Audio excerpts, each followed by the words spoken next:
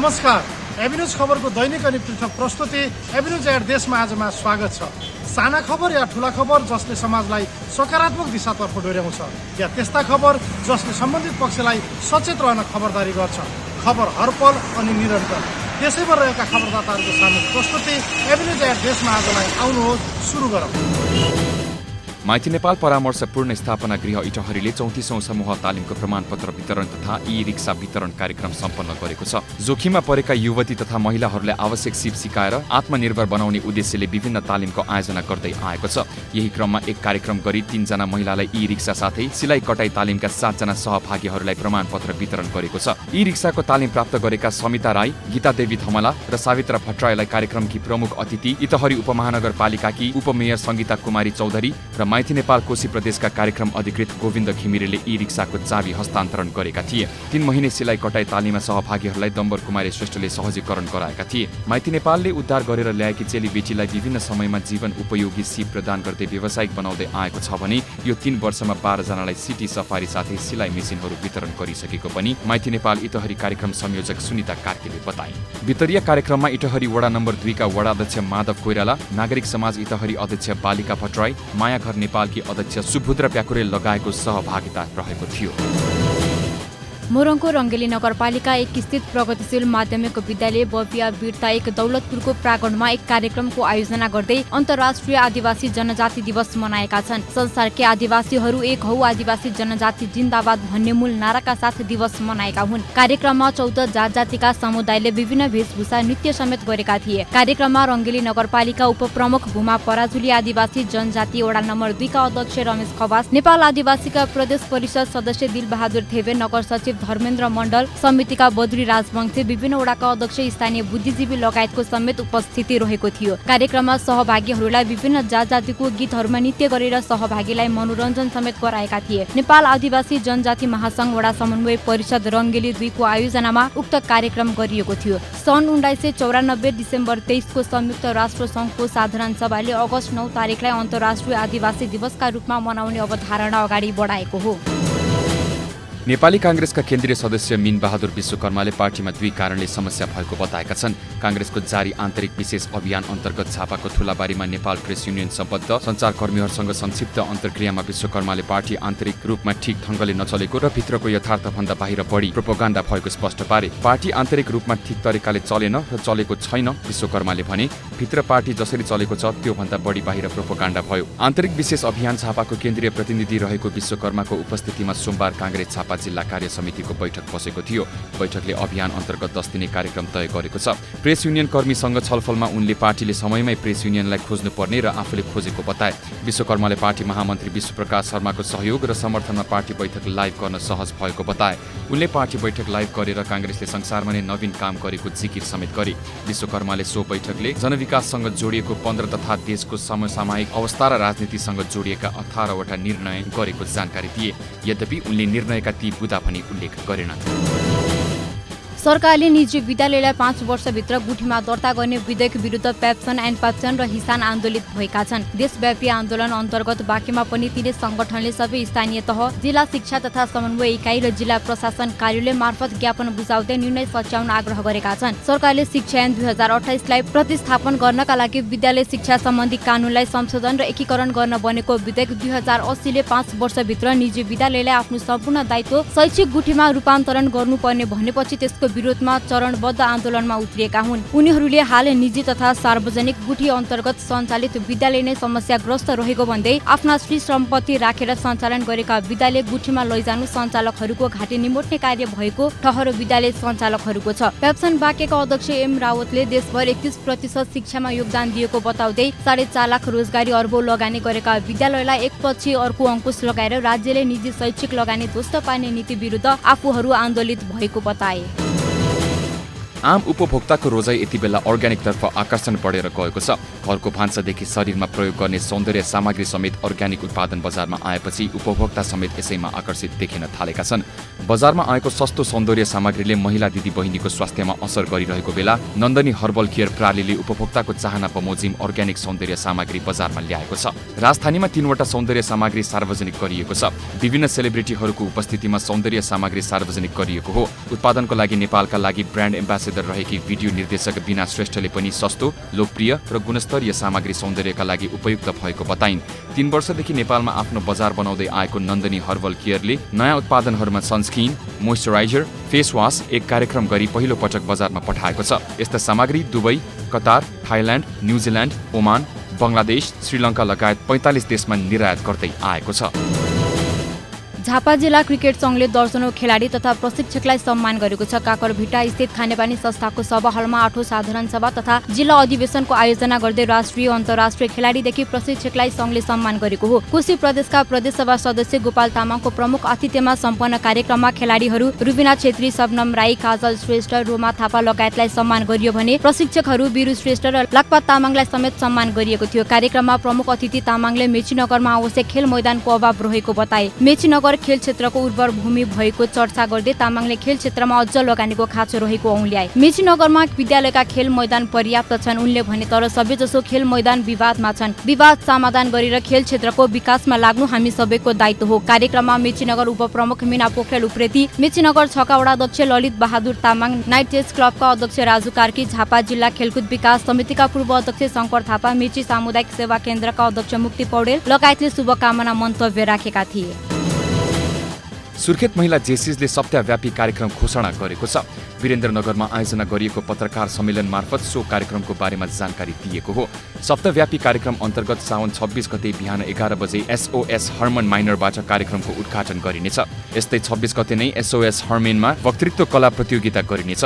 यस्तै 27 गते जननमुना माविमा मनोसामाजिक सुस्वास्थ्य तालिम आयोजना गरिनेछ। यस्तै 29 गते वृद्ध आश्रममा भजन कार्यक्रम आयोजना गरिनेछ। 30 गते ट्राफिक सचेतना आयोजना गरिएको उक्त कार्यक्रम वीरेन्द्र चोकमा गरिनेछ। 31 गते फानु पार्कमा वृक्षारोपण आयोजना गरिनेछ। यस्तै भदौ 1 गते ओसो मेडिसिन आयोजना गरिनेछ भने 2 गते उत्कृष्ट महिलालाई सम्मानको कार्यक्रम रहेको छ र सोही दिन समापन कार्यक्रम हुने सुर्खेत महिला जेसिसको अध्यक्ष सीता भण्डारीले जानकारी दिइन्।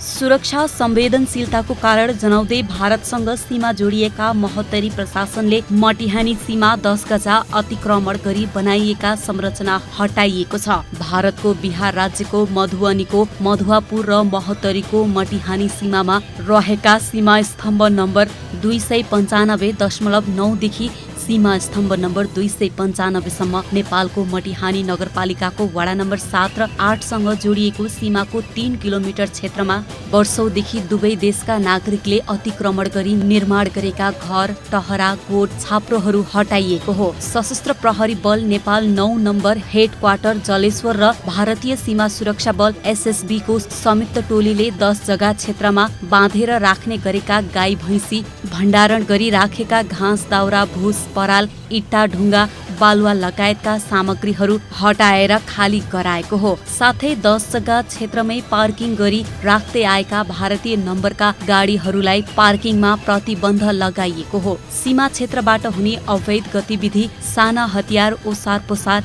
नियन्त्रण, चोरी, तस्करी, मानव तस्करी, लागू औषधको ओसार पोसार नियन्त्रण, सीमा विवाद जस्ता समस्याको अन्त्यका लागि सशस्त्र प्रहरी बल एपीएफ, नेपाल प्रहरी र भारतीय सशस्त्र सीमा सुरक्षा बल एसएसबीले नेपाल भारत सीमा क्षेत्रमा संयुक्त गस्ती थालेका हुन्। व्यास नगरपालिका अन्तर्गत मनोकामना आश्रममा सञ्चालित 1 महिने पुरुषोत्तम मास अखण्ड दीप एवं हरिनाम संस्कृतन महायज्ञ महाउत्सवको भक्तजनहरूको भीड लागेको छ। मानिसहरूमा हिन्दू धर्मको प्रचार प्रसार गर्ने तथा सनातन धर्म संस्कृतिको संरक्षण गर्नुको साथै पुरुषोत्तम मासको महत्त्व उजागर गर्ने उद्देश्यले आयोजित उक्त कार्यक्रममा अखण्ड दीप एवं हरिनाम संस्कृतनमा विभिन्न मठ मन्दिर, आमा समूह तथा अन्य सङ्घका संस्थाहरूबाट भक्तजनहरूको आउने क्रम जारी रहेको मनोकामना आश्रमले जनाएको छ। मनोकामना आश्रम संरक्षण समितिका अध्यक्ष राजन अधिकारी पुरुषोत्तम मासको महिना उजागर गर्नुका साथै हिन्दू धर्मबाट विचलित भएका भक्तजनहरूलाई एकाकार गर्दै सनातन हिन्दू धर्म संस्कृति र परम्पराको संरक्षण गर्ने उद्देश्यले कार्यक्रम आयोजना गरिएको बताए। हालसम्म उक्त महायज्ञमा 2500 भन्दा बढी भक्तजनहरू आइसकेको र आउने क्रम जारी रहेको समितिले जनाएको छ। उक्त महायज्ञमा गुरुहरू ठाकुर प्रसाद बराल, सरोज सिगदेल, छलनाथ शर्मा, व्यास अन्न क्षेत्रका सहायक संरक्षक गोविन्द बाबा, राजन गुरु लगायतले प्रवचन गरेका छन्। विद्यार्थीबाट विभिन्न चरणमा उठाइएको शुल्क लगत राखेर उसै दिन बैंक दाखिला गर्नुपर्ने प्रावधान भए पनि पर्वतको एक सामुदायिक विद्यालयमा भने कर्मचारीहरूले नै खर्च गर्ने गरेको पाइएको छ। कुस्मा नगरपालिका 4 मा रहेको नारायण उच्च माध्यमिक विद्यालयले विद्यार्थीहरूबाट उठाएको विभिन्न शीर्षकको शुल्क कर्मचारीहरू आफैले खर्च गर्ने गरेको भेटिएको हो। मासिक रूपमा उठाएको शुल्क बैंकमा जम्मा गर्नुपर्ने भए पनि कर्मचारीहरूले असार मसान्त नागिसक्दा पनि जम्मा नगराउँदा आर्थिक अनियमितता भएको व्यवस्थापन समितिका पदाधिकारीहरूले बताएका छन्। असारको अन्तिम सातामा बैंक दाखिला गर्नुपर्ने रकम साउन अन्तिम सातामा पनि जम्मा नगरेपछि कर्मचारी प्रति आशंका लागेको अभिभावकहरूले बताएका हुन्। अभिभावक संघ अध्यक्ष दीपक अधिकारीले विद्यार्थीहरूबाट विभिन्न शीर्षकमा उठाएको शुल्क बैंक दाखिला नगरी कर्मचारीहरूले हिनामिना गरेको आरोप लगाए। सरकारले विद्यालयको कक्षा 1 देखि कक्षा 10 सम्म निशुल्क भन्दै आए पनि कक्षा 11 र 12 को भने मासिक शुल्क, परीक्षा शुल्क, भर्ना शुल्क, पोसाक, पाठ्य सामग्री लगायतका विषयमा शुल्क उठाउँदै आएको छ। वार्षिक रूपमा 70 लाख बराबर कारोबार हुने विद्यालयमा 20 लाखसम्म कर्मचारीहरूले आफू खुसी दुरुपयोग गरेको भेटिएको हो। पूर्व मन्त्री एवं संघीय सांसद प्रदीप यादव र महानगर प्रमुख राजेशमान सिंहले फेडाहा खोलाका कारण डुबानमा परेका वीरगञ्जको वडा नम्बर 30 लाल पर्सा प्रसूतिपुरका स्थलगत निरीक्षण गरेका छन्। स्थलगत निरीक्षण गर्दै पूर्व मन्त्री यादवले फेडाहा खोलामा ड्याम लगाए मात्रै यहाँ हुने डुबानको समस्या समाधान हुने र त्यसका लागि स्थानीयले नै सहयोग गर्नुपर्ने बताए। डुबानको समस्या दीर्घकालीन रूपमा समाधानका लागि फेडाहा ड्याम लगाउने काम अघि बढेको र केही व्यक्तिका कारण अवरोध हुँदा ढिलाइ हुन पुगेको भन्दै चाँडै सम्पन्न गराउन लागि परेका महानगर प्रमुख सिंहले जानकारी दिए। तत्कालै पानी निकासा हुने गरी व्यवस्था मिलाउने र डुबानमा परेकाहरूका लागि उचित राहतको व्यवस्था मिलाउने बताए। फेडाहा खोलाको बाढी वीरगञ्जको सिर्सिया नदीमा समेत छरिएर आइपुगेको छ। अहिले सिर्सिया नदी पूर्ण रूपमा भरिएको छ। भुवन चैत्य वसुन्धरा फाउन्डेसनद्वारा 6 जना सर्जक स्रष्टालाई एक कार्यक्रम बीच पुरस्कार अर्पण गरिएको छ। नेपाली फिल्मका 3 वरिष्ठ अभिनेत्रीहरूको नामबाट स्थापित यो पुरस्कार एक कार्यक्रम बीच सूचना सञ्चार मन्त्री रेखा शर्माले प्रदान गरेकी हुन्। मन्त्री शर्माले चलचित्र क्षेत्रको विकासको लागि सरकारले सहयोग गर्ने प्रतिबद्धता जनाएकी थिइन्। विदेशी चलचित्रसँग नेपाली चलचित्र प्रतिस्पर्धा गर्नुपर्ने अवस्था सृजना भएको छ। यसलाई बुझेर अगाडि बढ्नुपर्ने मन्त्री शर्माले बताइन्। कार्यक्रममा 2078 सालको हरिश भुवन चन्द पुरस्कार निर्देशक यादव खरेल, 2079 सालको हरिश भुवन चन्द पुरस्कार निर शाहलाई प्रदान गरिएको थियो। संगीतकर्मी गणेश रसिकलाई 2078, अभिनेता श्रीव श्रेष्ठलाई 2079 सालको चैत्य देवी पुरस्कारबाट सम्मान गरिएको थियो। अभिनेत्री मिथिला शर्मालाई 2079 र अभिनेत्री शर्मिला मल्ललाई 2080 सालको चेत नारायण वसुन्धरा भुसाल पुरस्कारबाट सम्मान गरिएको थियो। 2075 सालमा स्थापना भएको भुवन चैत्य वसुन्धरा फाउन्डेसनले नेपाली कला, संस्कृति, रङ्गमञ्च, संगीत क्षेत्रमा योगदान पुर्याउने व्यक्तिलाई पुरस्कार प्रदान गर्दै आएको छ। पुरस्कार राशि जनहै 51,000 रुपैयाँ रहेको छ। धनवर्ष बचत तथा ऋण सहकारी संस्था बुटवलले आफ्नो 13औं संस्थापन दिवस डस्टबिन हस्तान्तरण हाजिरी जवाफ प्रतियोगिता लगायतका कार्यक्रम गरी सम्पन्न गरेको छ।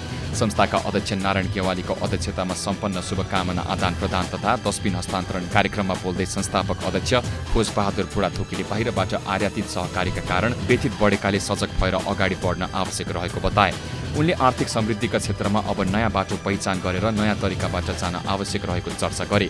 बुटवल अटो इन्जिनियरिङ एसोसिएसनका अध्यक्ष तुलसीराम न्यौपाने, नेपाल अटो मेकानिक्स व्यवसायी महासङ्घका अध्यक्ष जनार्दन गैरे, संस्थाका उपाध्यक्ष राधाकृष्ण देउला, अटो इन्जिनियरिङ एसोसिएसनका पूर्व अध्यक्ष प्रेम फौजदार, ज्योति भण्डारी, बाबुलाल पाण्डे, दिनेश पाण्डे, सञ्चारकर्मी दामोदर खनाल, सल्लाहकार नवराज पौडेल लगायतले बोल्दै सहकारीमा व्यतिथि बढेकाले सजग हुँदै सहकारीलाई कृषि उत्पादनसँग जोड्न आवश्यक रहेको चर्चा गरेका थिए। न्यू लुम्बिनी ब्याडमिन्टन क्लबको 6औं साधारण सभा तथा तेस्रो अधिवेशन राष्ट्रियका लागि खेलकुद, स्वास्थ्यका लागि खेलकुद भन्ने नाराका साथ सम्पन्न भएको छ। अधिवेशनले बोनिम्पियाको नेतृत्वमा पुनः नयाँ कार्य समिति निर्विरोध चयन गरेको छ। प्रमुख अतिथि लुम्बिनी खेलकुद विकास परिषदका सदस्य सचिव जयप्रकाश भट्टराईले खेलको निकै महत्व रहेको बताउँदै खेल राष्ट्रिय र आर्थिक रूपले महत्वपूर्ण रहेको बताए। उनले खेलकुदको विकासका लागि खेल नीति संरचना र गतिविधि आवश्यक हुने चर्चा गरेका थिए। अध्यक्ष बोनिम्पियाले 10 वर्षको अवधिमा पूर्वाधारको काम सम्पन्न गर्न सफल भएको बताउँदै इन्डोर खेललाई व्यवस्थित गर्न आफूहरू सफल भएको दावी गरे। उनले साथीहरूको सहयोगमा करिब 19 लाखको लागतमा ब्याडमिन्टन कभर्ड हल निर्माण गर्न सफल भएको पनि बताए। कार्यक्रममा जिल्ला ब्याडमिन्टन संघ रूपन्देहीका अध्यक्ष महेन्द्र श्रेष्ठ, संस्थाका महासचिव जीवकान्त काफ्ले, कोषाध्यक्ष वासुदेव श्रेष्ठ, सल्लाहकार लक्ष्मण आचार्य, नरेश श्रेष्ठ लगायतले बोल्दै क्लबले छोटो समयमा महत्वपूर्ण काम गर्न सफल भएको बताए।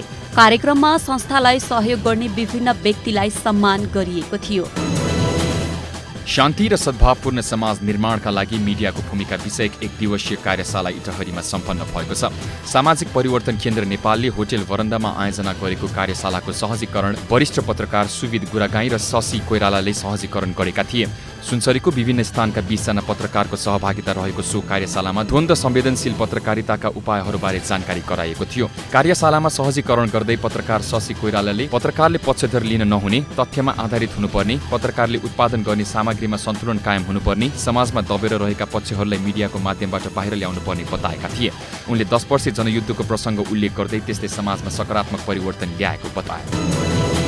कृषि ज्ञान केन्द्र अर्घाखाँचीको आयोजनामा सन्धिखर्क नगरपालिका र सिद्धगङ्गा नगरपालिकाका विभिन्न 6 स्थानमा संयुक्त अनुगमन तथा मूल्याङ्कन कार्यक्रम सम्पन्न भएको छ। अनुगमन तथा मूल्याङ्कन कार्यक्रममा कृषकहरूले अनुदानका कार्यक्रमहरू बीचमै छोड्नुभन्दा निरन्तरता दिँदै गर्दा कृषकहरूलाई ठूलो राहत हुने बताएका छन्। सन्धिखर्क नगरपालिका वडा नम्बर 10 रूपदी बजारमा सञ्चालित सूर्योदय कृषि सहकारी संस्था मार्फत 75% अनुगमनमा निर्माण भएको सिंचाई कुदो वडा नम्बर 1 र 2 वृत्तिमा सञ्चालित स्मार्ट कृषि गाउँ कार्यक्रम र वडा नम्बर 6 नरपानीमा सूर्य बहादुर भट्टराईले निजी रूपमा सञ्चालन गरेको कृषि फर्म लगायतको अनुगमन गरिएको थियो। सिद्धगङ्गा नगरपालिका वडा नम्बर 2 डोडकट्टामा निम बहादुर नेपालीले सञ्चालन गरेको निजी कृषि तथा पशुपन्छी फर्म, वडा नम्बर 2 सीतापुरमा सिद्धगङ्गा कृषि तथा पशु विकास महिला कृषि सहकारी संस्थाद्वारा सञ्चालित मनोकामना 7 को मकैको बिउ उत्पादन कार्यक्रम र सिद्धगङ्गा 3 ठाडामा आधारशिला साना किसान महिला कृषि तथा पशुपन्छी सहकारी संस्था लगायतको पनि अनुगमन गरिएको कृषि ज्ञान केन्द्र अर्घाखाँचीका प्रमुख बुद्धिराज घिमिरेले बताए। सहकारी तथा निजी रूपमा सञ्चालन गरेका कृषि तथा पशुपक्षी व्यवसायमा आबद्ध सम्पूर्ण व्यक्तिहरूले उत्साहजनक रूपमा उत्पादन गरी बजारीकरण गरेको, त्यहाँको प्रमुख समस्या जंगली जनावरहरूबाट खेती जोगाउन गाह्रो परेको प्रत्यक्ष अनुगमन तथा प्रतिवेदन मार्फत बुझिएको छ।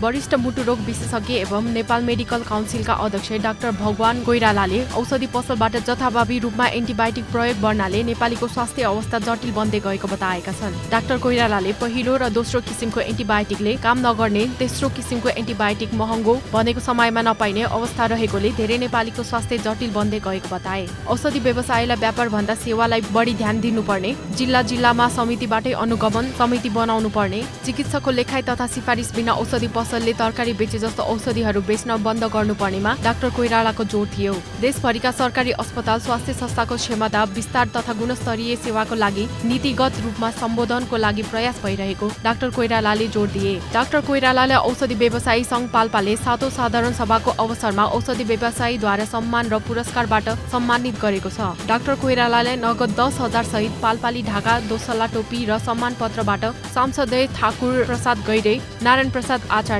प्रदेश सांसदय वीर बहादुर राणा, खेम बहादुर सारू र संघका अध्यक्ष विष्णु केसीले सम्मानित गरेका छन्। साहित्यिक त्रैमासिक पत्रिका नवप्रज्ञापनको 580 पृष्ठ शताङ्क सार्वजनिक भएको छ। काठमाडौँको पद्मकन्या क्याम्पसको सगरमाथा हलमा नवप्रज्ञापन शताङ्क विमर्श कार्यक्रमको आयोजना गरी शताङ्क सार्वजनिक गरिएको हो।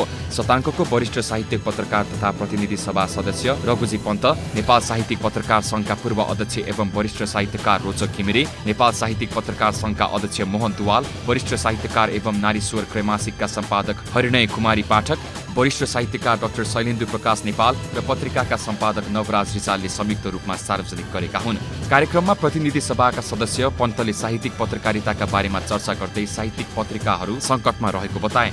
उनले साहित्यिक पत्रिकाहरू सरकारी लोक कल्याणकारी विज्ञापनको भरमा मात्र बाँचिरहेको उल्लेख गर्दै यसलाई व्यावसायिक बनाउन आवश्यक रहेको बताए। सांसद पन्तले नेपाली भाषा जोगाइ राख्नका लागि पनि साहित्यिक पत्रिकालाई जोगाउनु पर्ने बताए। 5 खण्डमा प्रकाशित शताङ्कको पहिलो खण्डमा स्मृतिमा साहित्यिक पत्र पत्रिका, दोस्रो खण्डमा आफ्ना बाटा आफ्नै हिँडाइ, तेस्रो खण्डमा सम्पादकीय यात्रा, चौथो खण्डमा यात्राका सहयात्रीहरू र 5औं खण्डमा शुभेच्छामा जोडिएका मन समेटिएको छ।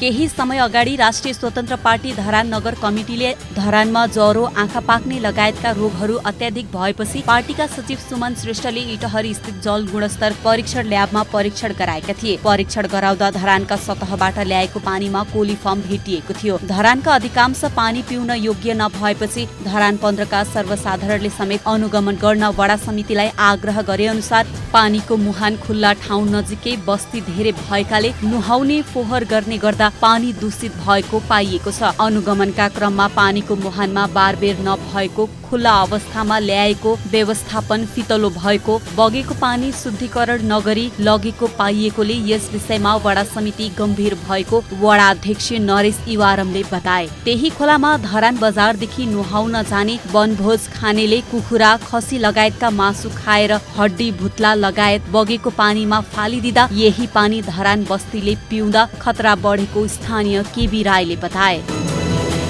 देशकै खबर अनि खबर भित्रको खबर खोज्ने हाम्रा खबरदाताहरूको सामूहिक प्रस्तुति एभिन्यू एट देशमा आजमा हामी त्यस्ता खबरलाई ध्यान दिन्छौँ जुन खबर ओझेलमा परेको छ र बन्न सक्छ खबर। एभिन्यू एट देशमा आजको लागि यति नै। भोलि फेरि यही समयमा उपस्थित हुने नै छौँ।